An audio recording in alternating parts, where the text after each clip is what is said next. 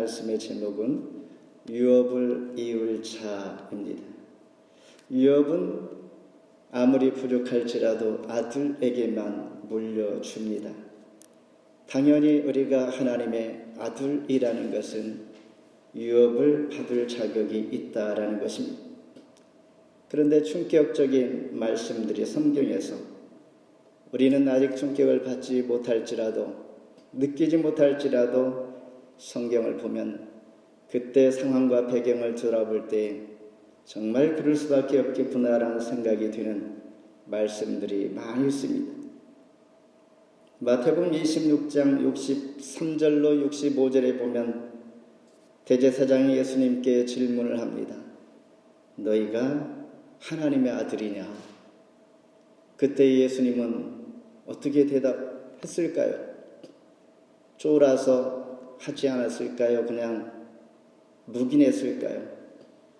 너희가 말하는 대로 묻는 대로 내가 하나님의 아들이라 이렇게 용기 있게 말씀하십니다. 이로 인하여 대제사장들이 예수님을 신성 모독죄로 사형을 선고하게 됩니다. 예수님께서 이 말씀 후에 어떠한 일이 있을 거라는 것을 모르고 대답했을까요? 알고 있었지만은 두려움이 올지라도 정확히 말씀함에 있어서는 주저하지 않았습니다. 예수님은 그렇다 치더라도 갈라디아 교회 성도들은 어떠했을까? 사도 바울이 너희들은 하나님의 아들이야 라고 하니까 갈라디아 교인들이 예수님도 신성모독죄로 사형을 당하셨는데 우리가 하나님의 아들이라고요? 너무나 그들은 충격적인 사도 바울의 말을 듣고 그들은 감당할 수 없는 그 마음을 어찌할 바를 모르고 있는 이런 대목들. 이유는 간단합니다. 그들이 어떻게 하나님의 아들이 될 수 있는가? 예수님께서 핏값으로 세운 우리의 죄를 대신하여 속량하셨으므로 속량하시고 예수를 믿는 자마다 우리는 하나님 앞에 입양되었으므로 입양되었다는 것은 분명히 법적으로 친아들은 아닐지라도 아버지의 유산을 받을 만한 자격이 다 주어졌다라는 것입니다. 우리를 속량하여 입양하였으므로 하나님의 아들이 물려받을 유업을 우리는 넉넉히 받을 자격이 있고 유업이 천국이라면 저와 여러분이 이 예수를 나의 구주로 믿는다면 천국 백성이 된 것이요 천국을 소망할 만한 분명한 자신이 있다라는 것입니다. 당시 유대주의자들은 구원을 얻기 위하여 예수를 믿되 할례의식을 반드시 해야 한다라는 이러한 일들로 인하여 사도 바울은 갈라디아서를 쓰고 있는 것입니다. 그러니 갈라디아서를 쓰고 있는 사도 바울의 마음은 굉장히 마음이 무겁고 상당히 중요한 마음으로 쓰고 있는 것입니다. 그렇다면 복음을 받은 갈라디아 교인들이 이렇게 혼란에 빠지고 어려움을 당할 만한 영향력이 유대인들에게 얼마나 있었는가라는 것입니다. 한둘 정도야 우리는 무시할 수 있겠죠. 몇 명 정도야 무시하고 복음의 능력을 의지하여 믿음으로 세워진 갈라디아 교회. 여기에서 갈라디아 교회는 한 교회를 의미하지 않습니다. 그냥 갈라디아 지역에 흩어져 있는 교회들에게 쓰는 편지입니다. 유대인들의 당시의 영향력은 얼마나 컸기에 사도 바울이 단호하게 이런 편지를 쓰고 있을까라는 것입니다. 사도행전 21장 20절에 보면 형제여 유대인 중에 믿는 자 수만 명이 있으니 다 율법의 열성을 가진 자라. 이 말씀을 볼 때에 정말 한둘 몇 명 정도가 아니라 수만 명이 있어 열성 분자들이 대단하기에 믿음으로 세워진 교회, 하나님의 백성들이 흔들리고 혼란에 빠지고 정말 구원 얻는 것이 예수를 믿는 것으로 끝나지 아니하고 율법을 지켜야 하는가라는 혼란에 빠지게 되는 것입니다. 우리도 예수 잘 믿다가 그 누군가가 이상한 말을 하면 혼란에 빠집니다. 내가 바보가 아닌가? 내가 예수 믿는 거 정말 어리석은 자인가라는 생각이 들 때가 있습니다. 은혜를 받았고 하나님의 자녀임에 분명히 확신을 가졌음에도 불구하고 이런 생각이 들 수 있는데 수만 명이나 되는 율법의 열성 분자들이 있기에 갈라디아 교회가 지금 얼마나 혼란스럽고 사도 바울이 강력한 메시지를 쓰고 있는가라는 것을 우리는 추측할 수가 있습니다. 그래서 갈라디아서는 유대주의와 구분을 명확히 해줄 수 있는 작은 로마서라고 말합니다. 이신득의, 믿음으로 말미암아 의롭게 되어지는 이 원리를 기본 주제로 미혹하는 유대인들과 이방인들이 크리스찬이 되었을 때에 어떻게 구원을 얻는지를 명확히 설명해 주는 책이 바로 갈라디아서이니 얼마나 중요한 말씀입니다.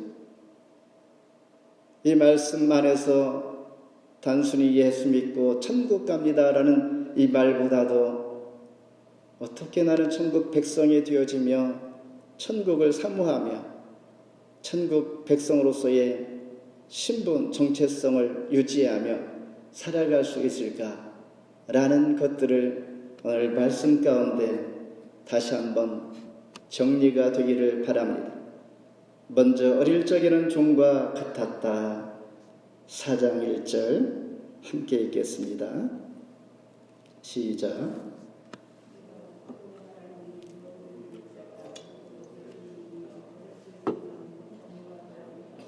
아멘. 당시 유대인들은 자신들만 아브라함의 자손이라고 했습니다. 다른 말로 자기들만의 유업을 이을 자라고 생각한 것입니다. 그러니 이방인들이 예수 믿게 될 때에 당신들은 유업 이을 자가 아니기 때문에 당신들 반드시 할례를 받아야 합니다라고 했던 것이죠. 그러면서 사도 바울은 앞에서 언급했듯이 이방인 크리스찬들을 향하여 당신들도 약속대로 유업을 이을 자입니다. 마치 저와 여러분들이 유대인이 아니었을지라도 이방인으로서의 하나님을 믿게 된 저와 여러분들을 향하여 저와 여러분들에게 당신들도 약속대로 천국을 얻을 만한 자격이 있고 그런 자임에 분명합니다라고 오늘 갈라디아서 말씀을 통하여 사도 바울의 말을 빌려서 제가 말씀을 드리는 것이죠. 3장 16절에 보면 이 약속들은 아브라함과 그 자손들에게 말씀하신 것인데 여럿을 가리켜 그 자손들이라 하지 아니하시고 오직 한 사람을 가리켜 너의 자손이라 하셨으니 곧 그리스도라. 하나님께서 유대인들이 말한 것처럼 유대인 모두를 향하여 유업을 이을 자라고 하지 아니하고 오직 한 사람을 가리켜 말했다. 그러니 유업 이을 자는 오직 예수 그리스도 그분을 믿을 때에 저와 여러분은 유업을 이을 자가 됩니다라는 것입니다. 요한복음 1장 12절에 영접하는 자 곧 그 이름을 빚는 자에게는 하나님의 자녀가 되는 권세를 주셨다. 그러면서 지금 읽은 1절처럼 어렸을 동안에 a child, 어렸을 동안에는 종과 다름이 없어서 그렇다면 어렸을 동안은 어느 때인가? 각 나라마다 성년의 나이 기준이 다르겠지만은 당시 헬라 세계는 만 18세였습니다. 로마 세계에서는 25세, 유대인들에게는 12살이었습니다. 12살 미만이었던 이들에게는 아직 미성년이었으므로 아버지의 재산을 받을 만한 자격이 못 됩니다. 성년이 됨으로 유산을 받을 수 있다는 것입니다. 그렇지만 분명한 것은 자격이 없지만은 종은 아니라는 것입니다. 우리가 천국 삶을 산다라고 했지만은 천국은 아니다라는 것입니다.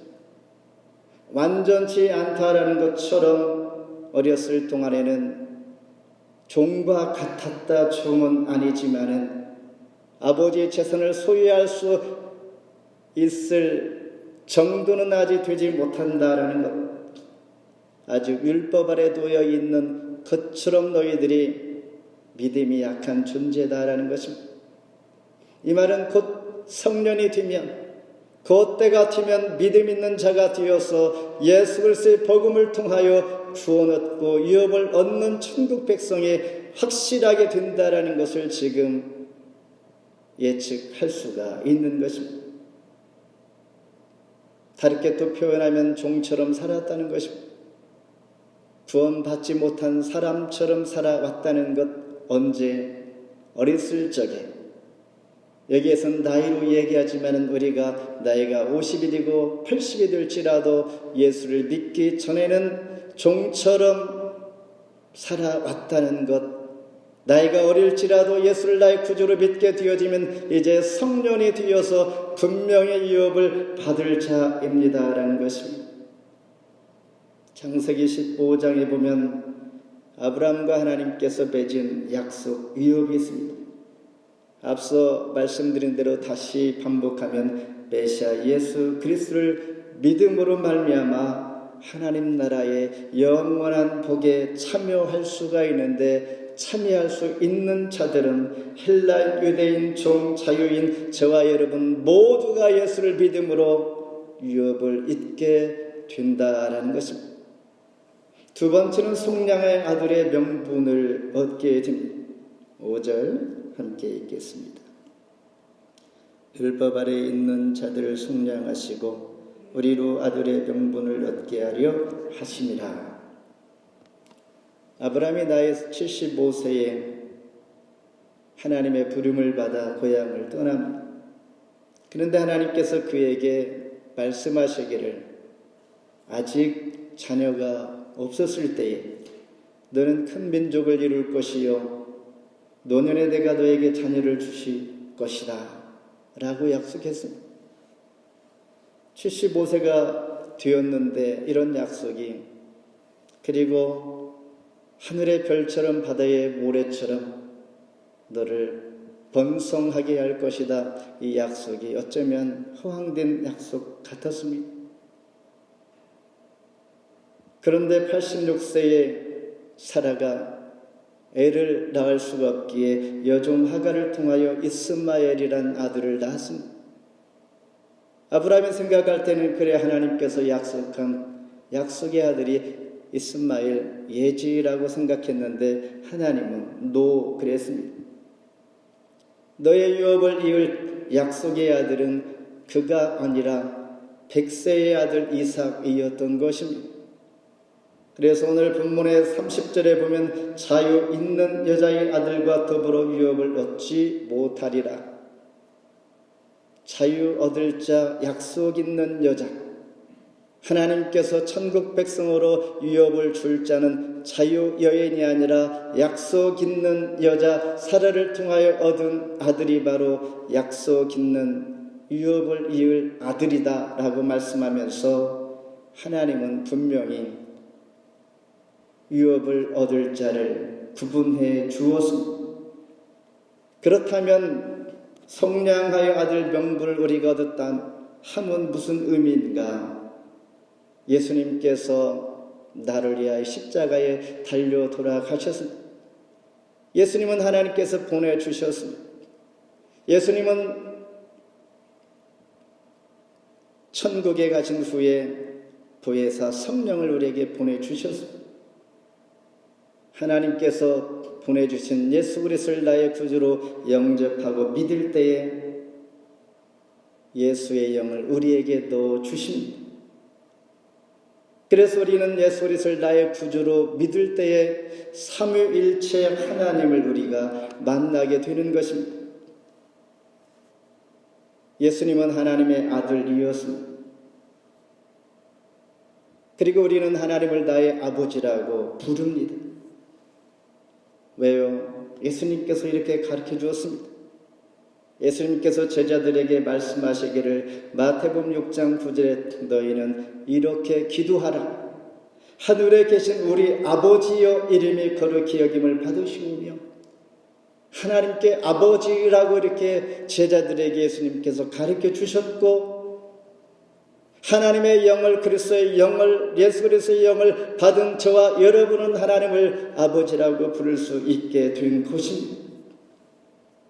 4절에 보면 때가 참에 그랬습니다.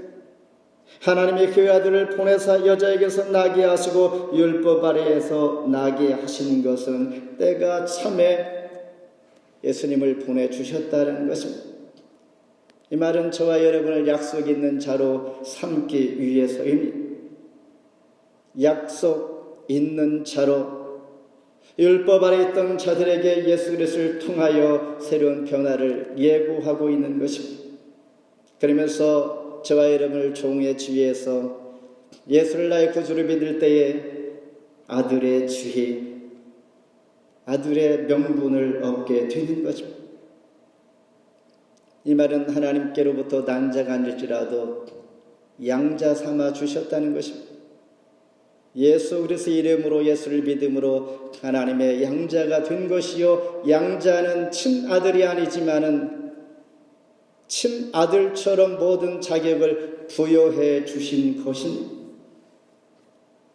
그러므로 예수를 나의 구주로 믿는 자는 유업을 이을 자가 되었고, 아무리 못났어도 종에게 유업을 주지 아니하고 아들에게 주는 것처럼 유업을 얻게 되었다라는 것입니다. 다시 말씀드리면 요한복음 1장 12절에 영접하는 자 곧 그 이름을 믿는 자들에게는 하나님의 자녀가 되는 권세를 주셨으니, 오늘 하나님의 자녀가 분명히 되었다라는 것을 이 시간 마음의 정리가 되기를 바랍니다. 마지막으로 주의 영이 우리 마음에 6절 함께 읽겠습니다. 시작. 너희가 아들님으로 하나님의 우리 마음의 가운데 보내서 아빠 아버지라 부르게 하시옵느니라. 여기서 너희가 아들인 고로, 이 말은 다른 말로 너희가 아들이기 때문에 라는 뜻입니다. 다시 말해서 너희가 하나님 아들이기 때문에 하나님의 영 성령을 우리 안에 보내어 아빠 아버지라 부를 수 있게 되었다라는 것입니다. 아빠는 다른 아람어입니다. 아버지는 헬라, 즉 친근감 있게 부를 수 있는 그런 표현을 한 것이죠. 이제 하나님을 아바 아버지라 부를 수 있게 된 우리 모두가 사망에서 생명으로 옮겨졌고, 종에서 하나님의 아들이 되었고, 이제 하나님의 영이, 주의 영이 저와 여러분의 마음 가운데 함께 하심으로 그분과 연합을 이루어서 하나가 된 것입니다. 그래서 3장 27에 보면 누구든지 그리스도와 합하기 위하여 세례를 받은 자는 그리스도의 옷 입었느니라. 그리스도의 옷을 입은 것이죠. 하나가 되었고 연합이 되었다라는 뜻입니다. 탕자가 집에 돌아왔을 때 처음 한 말이 바로 아람어 아빠였습니다. 헬라로 아버지였다라는 것이죠. 주기도문을 우리가 고백할 때 그 단어 바로 하늘에 계신 우리 아버지요, 이렇게 아버지로 시작이 됩니다. 겟세마네의 마지막 탄원도 예수님께서 기도할 때 아버지여 할만하시거든 이 잔을 내게서 옮겨 주옵소서. 예수님의 마지막 단어도 아버지여 내 영혼을 아버지 손에 의탁하나이다. 아버지인 것입니다. 우리에게도 아버지라고 제자들을 통하여 가르쳐 주신 주님, 예수님께서도 12살이 되었을 때에 아버지와 내가 찾음으로 내가 아버지 집에 있어야 될 줄을 알지 못하였나이까? 라고 누가복음 2장 49절에 말씀하십니다. 분명히 하나님은 우리 아버지가 되신다는 것을 우리에게 가르쳐 주고 있습니다. 우리 안에서 하나님을 찾고 순종하고자 하는 마음, 그 안에 성령께서 내주하시면, 주의 영이 저와 여러분 마음 가운데 함께 하시면, 시편 23편 4절에 내가 사망의 음침한 골짜기로 다닐지라도 해를 두려워하지 아니할 것은 주께서 나와 함께 하시니라. 주의 지팡이와 막대기가 나를 안위하시나이다. 중요한 것은 내가 하나님의 아들이 되었다는 것. 하나님의 아들이 되었다는 것은 천국을 유업으로 받을 자격이 되었다라는 것입니다. 가장 쉬운 말로 예수 믿으면 천국 갑니다라는 것이죠. 말씀을 맺습니다. 창세기 49장에 보면 야곱의 축복 이야기가 나오지. 야곱은 두 아내 레아와 라헬 중에서 둘째 라헬 아내를 많이 더 사랑했습니다. 아내를 사랑하다 보니까 라헬은 둘째 베냐민을 낳으면서 죽었습니다. 자기 아내를 생각하면서 라헬에서 낳은 요셉을 늘 마음에 두고 더 다른 아들보다 사랑하게 됩니다. 그러다 보니까 요셉에게는 특별한 옷을 지어 주었습니다. 색동옷을 입혀 주었습니다. 그리고 다른 아들들은 다 밖에 나가 목축을 하고 있는데 요셉은 늘 집에 데리고 있습니다. 일을 시키지 않습니다. 어찌 보면 야곱은 인간적인 아버지에 불과했습니다. 하나님께서 원치 않은 아버지의 상이었습니다.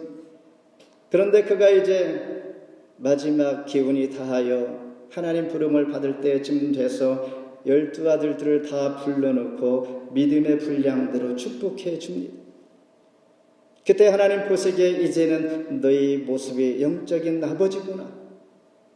영적인 아버지의 모습으로 유언을 해주는 너희 모습 각 아들에게 차별 두지 아니하고 믿음의 분량대로 축복해주는 너의 유언이 바로 아버지의 아들이며 하나님의 교훈 가운데 너희가 있다라고 말씀하십니다. 이와 같이 저와 여러분도 서로 다른 족보에서 왔습니다.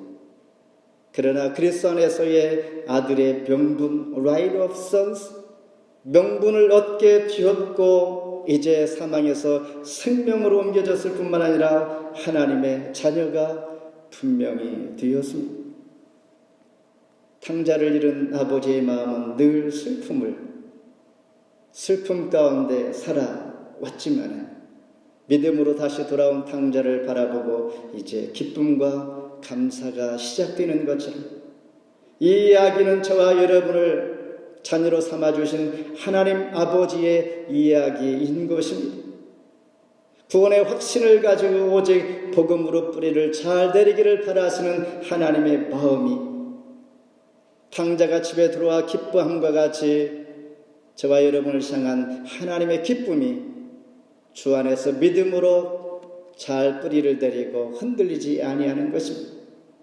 그리할 때 요한복음 16장 23, 24절에 내가 진실로 너에게 이르노니 너희가 무엇이든지 아버지께 구하는 것을 내 이름으로 주시리라. 지금까지는 너희가 내 이름으로 아무것도 구하지 아니하였으나 구하라. 그리하면 받으리니 너희의 기쁨이 충만하리라. 함께 예배한 저와 여러분 모두가 하나님의 아들이 되고 하나님의 이어받을 자가 될 줄 확신하며 그렇게 되기를 간절히 축원합니다. 기도하겠습니다.